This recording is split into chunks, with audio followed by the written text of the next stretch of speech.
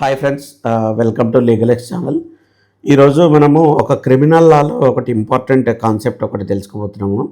అది వచ్చేసి మనకు రేరెస్ట్ ఆఫ్ రేర్ ప్రిన్సిపల్ అనమాట.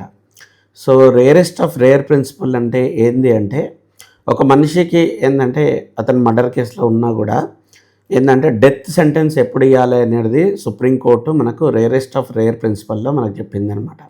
సో ఇంతకుముందు ఏంటంటే ఒక మనిషి మర్డర్ కేసులో ఉంటే సింపుల్గా అతనికి డెత్ సెంటెన్స్ ఇచ్చేవాళ్ళు అనమాట. అంటే ఉరిశిక్ష అనేది ఇచ్చేవాళ్ళు. కాకపోతే ఏంటంటే ప్రతి ఒక్కరికి ఉరిశిక్ష అనేది ఇవ్వడం కరెక్ట్ కాదు. మనకు ఏంటంటే ఓన్లీ కొన్ని రేర్ కేసులో మాత్రమే ఉరిశిక్ష ఇవ్వాలి. మిగతా వాళ్ళకి ఏంటంటే అతనికి మారే అవకాశం ఇవ్వాలి అనేది ఒకటి సుప్రీంకోర్టు అయితే ఒక అబ్జర్వేషన్లో చెప్పిందనమాట. సో ఇది చాలా ఇంపార్టెంట్. ఎందుకంటే ఇప్పుడు సపోజ్ కొందరు ఉంటారు కదా, వాళ్ళు క్షణికావేశంలో ఒకరిని చంపేస్తారు. సో అంత మాత్రాన అతనికి మరణశిక్ష విధించడం అనేది కరెక్ట్ కాదు. కొన్ని సిచ్యువేషన్లో మాత్రమే మనము మరణశిక్ష వేయాలి అంటే తీర్పిచ్చింది అనమాట. సో అవి ఏమేం ఫ్యాక్టర్స్ అనేది ఇప్పుడు మనం తెలుసుకోబోతున్నాం అనమాట. సో ఇక్కడ ఫ్యాక్టర్స్ ఏంటంటే manner of crime. So first factor వచ్చేసి మేనర్ ఆఫ్ క్రైమ్ అంటారు అనమాట. సో అతనంటే ఏంటంటే ఆ మర్డర్ అనేది ఎట్లా జరిగింది, ఓకే చాలా బ్రూటియల్గా జరిగిందా అంటే, కొందరు ఎట్లుంటారంటే చాలా క్రూయల్గా చంపేస్తుంటారు అనమాట. ఏంటంటే వాళ్ళు చాలా ఏమంటారంటే హింసించి చంపేస్తుంటారు. లేకుంటే అతను ఏంటంటే చాలా యాసిడ్ వేసి, అతను తెలుసు అనమాట చంపాలనుకుంటాడు కానీ ఏంటంటే మామూలు కాకుండా చాలా వర్స్ట్గా క్రూయల్గా బిహేవ్ చేసి చంపేస్తుంటారు అనమాట.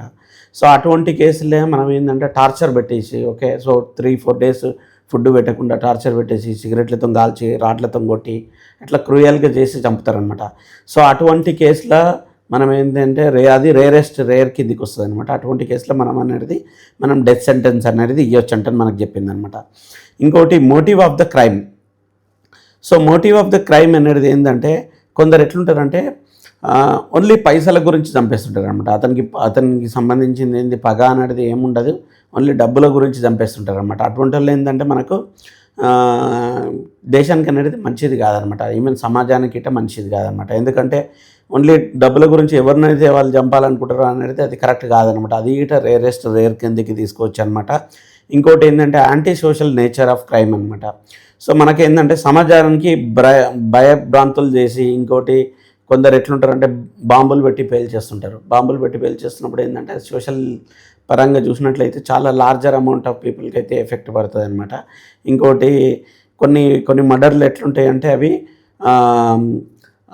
చాలామందికి ఇంపాక్ట్ ఇస్తుంది అనమాట. సపోజ్ మీరు కొన్ని రేప్ కేసులు చూసినాం మనం, ఢిల్లీలో రేప్ కేసులు ఇట. అటువంటి అనేది ఏంటంటే సమాజం అనేది భయభ్రాంతులకు చాలా గురి చేస్తుంది అనమాట. అది ఇన్సెక్యూర్గా ఫీల్ చేస్తుంటుంది. అటువంటి అనేది ఇట మనము రేర్ కిందికి తీసుకోవచ్చు అనమాట. సో లాస్ట్ది వచ్చేసి ఏంటంటే ది విక్టిమ్. సో విక్టిమ్ అనేటోళ్ళు ఎవరనమాట, ఎవరైతే చంపిర్రో వాళ్ళు ఎవరు. సో పిల్లగాడా, లేకుంటే చిన్న పిల్లగాడా, లేకుంటే ఒక ఉమెనా, లేకుంటే ఒక ప్రెగ్నెంట్ లేడీయా, లేకుంటే ఓల్డ్ పర్సనా, లేకుంటే ఇన్నోసెంట్ పర్సనా అనేది ఇట మనము కన్సిడర్ చేస్తారనమాట. సో రేరెస్ట్ ఆఫ్ రేర్ ప్రిన్సిపల్లో ఎవరికైతే మనం డెత్ సెంటెన్స్ ఇవ్వాలనుకుంటామో అప్పుడు ఏంటంటే ఈ 4 అనేది చాలా కన్సిడర్ చేయాలన్నమాట. ఫస్ట్ ఏంటి మేనర్ ఆఫ్ క్రైమ్ అనేది ఏ విధంగా జరిగింది, క్రైమ్ ఏ విధంగా మోటివేట్ చేయబడింది, ఇంకోటి యాంటీ సోషల్ నేచర్ ఏమైనా ఉందా, లేకుంటే విక్టిమ్ బ్యాక్గ్రౌండ్ ఏంది అనేది మనము ఇది తెలుసుకోవాలన్నమాట. సో దీని ప్రకారమే మనము డెత్ సెంటెన్స్ అనేది ఇవ్వాలి అనేది సుప్రీంకోర్టు అయితే గైడ్లైన్స్ ఇచ్చిందనమాట. సో ఇక్కడ మనం చూసినట్లయితే factors that make the criminal law deserve in the death. So ఏమేం ఫ్యాక్టర్స్ ఉన్నాయనేది చెప్పిందనమాట. The judge may consider person age and their background and whether they have history of crime. So ఆ ఎవరైతే crime చేసారో వాళ్ళ ఏజ్ ఏంది, వాళ్ళ background ఏంది. సపోజ్ మంచి ఫ్యామిలీ నుంచి ఉంటారనమాట. వాళ్ళు ఏంటంటే క్షణికావేశంలో ఏదో గొడవల్లో అతను చంపేస్తూ ఉంటాడు. అటువంటి ఉన్నప్పుడు ఏంటంటే మనం డెత్ సెంటెన్స్ అనేది ఇవ్వడం కరెక్ట్ కాదు. అతనికి అలా హైయెస్ట్ ఏంటంటే మనకి లైఫ్ ఇంప్రెషన్ అనేది ఇవ్వచ్చు అనమాట. అంటే చనిపోయే వరకు మనం జైల్లో అనేది ఉంచవచ్చు, అంతేగాని డెత్ సెంటెన్స్ అనేది ఇవ్వద్దు అనేది ఒకటి ఉంటుంది అనమాట. ఇంకోటి ఏంటంటే కొందరు చాలా ఎమోషనల్గా ఫీల్ అయ్యి మెంటల్గా ఫీల్ అయిపోయేసి ఏంటంటే వాళ్ళు చంపేస్తుంటారనమాట. అప్పుడు కూడా ఏంటంటే మనం డెత్ సెంటెన్స్ అనేది ఇవ్వద్దు, అతనికి మారే అవకాశం అయితే ఇవ్వాలి అనేది కోర్టు చెప్పిందనమాట. Okay, the possibility of reform. The judge may also consider if the person can be reformed, rehabilitated person. Suppose కొందరు ఏంటంటే మెంటల్గా డిప్రెషన్ అయిపోయి, లేకుంటే వేరే దానికి బానిస అయిపోయేసి ఏంటంటే అతను అటువంటి టైంలో వాళ్ళు క్రైమ్ అయితే చేస్తారనమాట. అటువంటి టైంలో ఏంటంటే వీళ్ళు కోర్టు ఏం చెప్పిందంటే అతనికి మారే అవకాశం అనేది ఇవ్వాలి అనేది తీర్పిచ్చింది అనమాట. సో దీనికి సంబంధించిన కేసు లా చూసినట్లయితే first Bachchan Singh versus state of Punjab అనమాట. ఇది బచ్చన్ సింగ్ కేసు అనేది చాలా ఇంపార్టెంట్ కేసు. దీంట్లోనే మనకు రేరెస్ట్ ఆఫ్ రేర్ ప్రిన్సిపల్ అనేది వచ్చింది. సో బచ్చన్ సింగ్ అనేది ఏంటంటే అతను ఆల్రెడీ మర్డర్ కేసులో జైల్లో ఉంటాడు. అతను బెయిల్ పైన వచ్చిన తర్వాత ఏంటంటే బెయిల్ పైన వచ్చిన తర్వాత అతను కొంచెం క్రూయల్గా బిహేవ్ చేసి టోటల్ ఎంటైర్ ఫ్యామిలీ మెంబర్స్ అనేది చంపేస్తాడనమాట. సో దీంట్లో ఏంటంటే దాంట్లో క్వశ్చన్ రైజ్ చేసింది. ఈవెన్ చంపిన గిట ఒక ఆర్టికల్ 21 ప్రకారం రైట్ టు లైఫ్ అనేది ఉంటుంది కదా. సో ఆర్టికల్ 21 మనకు జీవించే హక్కు ఉన్నప్పుడు మీరు ఉరిశిక్ష ఎట్లా చేస్తారు అనేది ఒకటి క్వశ్చన్ అయితే రైజ్ చేశారు. అప్పుడు ఏంటంటే సో ఈ రేరెస్ట్ రేర్ ప్రిన్సిపల్ అనేది సుప్రీంకోర్టు చెప్పిందనమాట. సో మనం క్రైమ్ నేచర్ అనేది చూడాలి. సో ఇప్పుడు బచ్చన్ సింగ్ కేసులో ఏంటంటే అతను ఆల్రెడీ ఒక మర్డర్ కేసులో ఉండేసి మళ్ళీ బయటికి వచ్చిన తర్వాత పేరోల్ మీద వచ్చిన తర్వాత మళ్ళీ మొత్తం ఎంటైర్ ఫ్యామిలీ మెంబర్స్ చంపేసిండు అనమాట. ఇది క్రూయాలిటీ కిందికి వస్తుంది. ఓకే, సో ఇటువంటి వ్యక్తులు బయట తిరుగుతున్నది ఏంటంటే సమాజానికి మంచిది కాదు. ఇది రేర్ కిందికి వస్తుంది. ఇటువంటి దాంట్లో మనము డెత్ సెంటెన్స్ అనేది ఇవ్వచ్చు అంటని సుప్రీంకోర్టు అయితే చెప్పిందనమాట. అతనికి మరణశిక్ష వేశారు. సో ఇక్కడ మనకు the nature of the crime అనేది చాలా ఇంపార్టెంట్. సో సెకండ్ వచ్చేసి Machhi Singh versus state of Punjab. Okay, so ఇది ఏంటంటే చాలా క్రూయల్గా జరుగుతుంది అనమాట మటరు. మచ్చన్ సింగ్ ఏంటంటే వాళ్ళ గ్రూప్ ఆఫ్ మెంబర్స్ ఏంటంటే ఒక 17 మెంబర్స్ పీపుల్ని చంపేస్తారనమాట ఫ్యామిలీలో. సో దాంట్లో ఏంటంటే ప్లాన్ మీద అటాక్ చేసి డిఫరెంట్ విలేజ్ల్లో ఒకటే రోజు 17 మెంబర్స్ అనేది చంపేస్తారనమాట.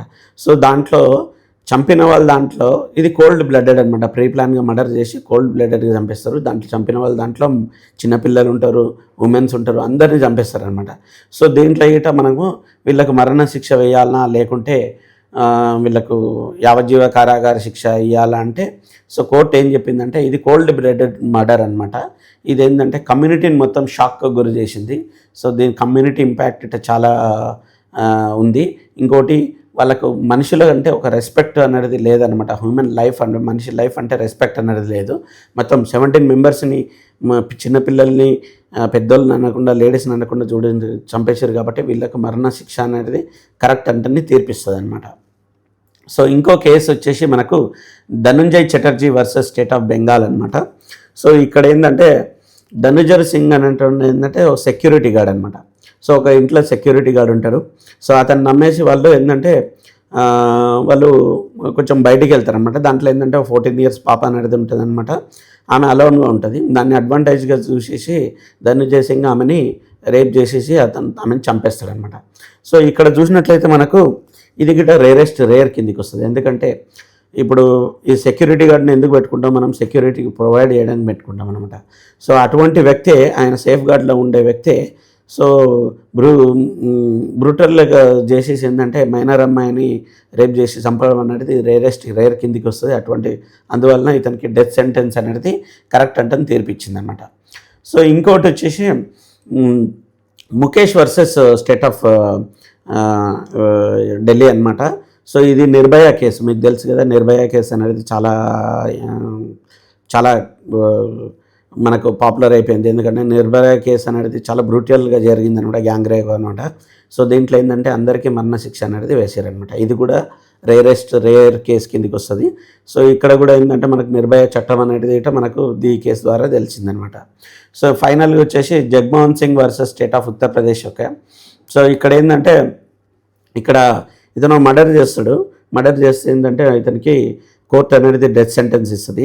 సో అతను మళ్ళీ కోర్టులో ఛాలెంజ్ చేస్తాడనమాట. సో యాజ్ పర్ ఆర్టికల్ 21 అనేది ఏంటంటే మాకు రైట్ టు లైఫ్ ఉంది, మీరు ఎట్లా మాకు ఉరిశిక్ష చేస్తారంటే అన్నప్పుడు సుప్రీంకోర్టు ఏం చెప్తుందంటే so every citizen, Indian citizen అనేది రైట్ టు లైఫ్ అనేది ఉంది. కాకపోతే ఏంటంటే అతను ఇటువంటి క్రూయల్ మర్డర్ కేసులో ఉన్నప్పుడు ఏంటంటే రైట్ టు లైఫ్ అనేది వర్తించదనమాట.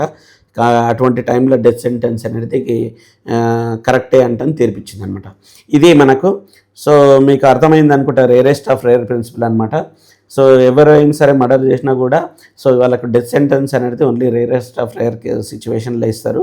సో వాళ్ళ సిచ్యువేషన్ బట్టి, ఒక ఫ్యామిలీ బ్యాక్గ్రౌండ్ బట్టి, అతను ఆల్రెడీ క్రైమ్ చేసిండా, లేకుంటే ఎమోషనల్గా ఉండా, లేకుంటే క్రూయల్గా ఇవన్నీ కండిషన్స్తోనే రేరెస్ట్ ఆఫ్ రేర్ యూజ్ చేసి మనకు డెత్ సెంటెన్స్ ఇవ్వాలనేది సుప్రీంకోర్టు అయితే తీర్పిచ్చింది. ఇది ఫ్రెండ్స్ మీకు అర్థమైంది అనుకుంటా. ఇది చాలా ఇంపార్టెంట్ టాపిక్ మనకు.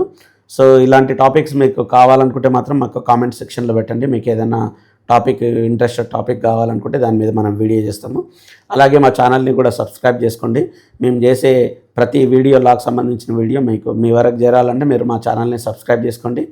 సో అలాగే బెల్ సింబల్ని యాక్టివేట్ చేసుకోండి. Thank you friends, thank you so much, bye.